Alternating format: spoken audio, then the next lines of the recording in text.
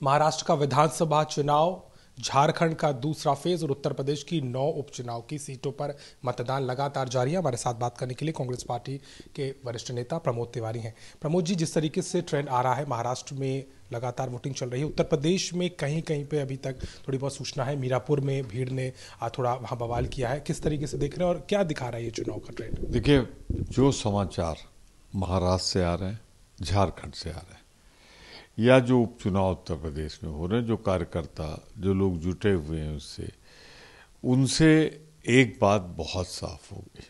India गठबंधन मजबूती से हर जगह चुनाव लड़ रहा है और विजयश्री की ओर अग्रसर है। जहाँ तक सवाल है दूसरे दलों में, हताशा है, निराशा है।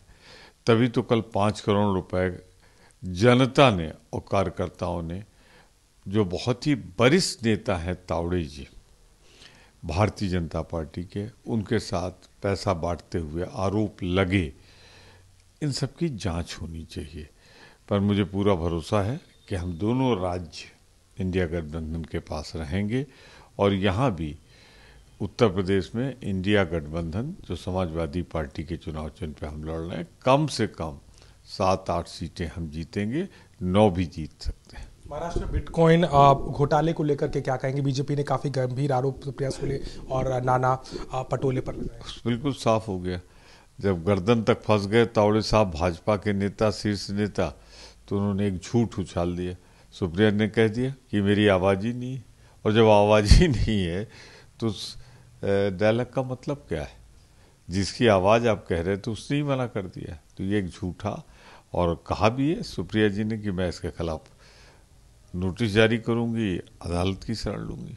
आप क्या कहेंगे? आप 9 सीटों का जो दारोमदार है, जो लड़ाई इस वक्त चुनाव में है, कल अखिलेश यादव ने चुनाव आयोग को लेकर के भी बड़ी प्रतिक्रिया दी। आपको लग रहा है जो चुनाव है, वो जो आरोप आप लगा रहे थे कि सरकार इसमें अपर हैंड रखना चाहती है, उस तरीके की स्थिति आपको आज नजर?